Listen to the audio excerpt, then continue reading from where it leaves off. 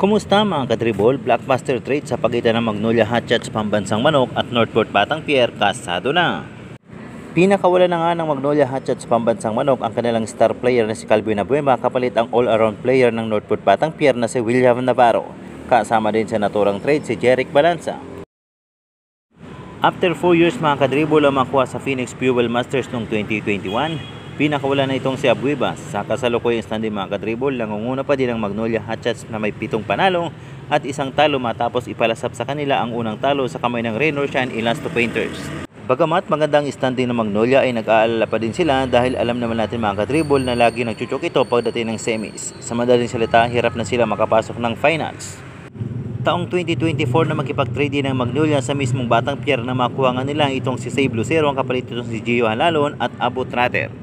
Hindi na din maganda ang naging performance ni Abueva sa Magnolia kung saan nag-average lang ito ng 8.38 points at 1.5 assist. Dahil limited minutes na din ang ibinibigay sa kanya, lalo pa itong nabawasan ang mapunta sa kanila ang si Save Lucero. Taong 2012 nang madrap si Abueva sa PBA bilang second overall pick ng Alaska Aces at dito din nakuha ang kauna-unang kampyonato niya noong 2013 Commissioner's Cup.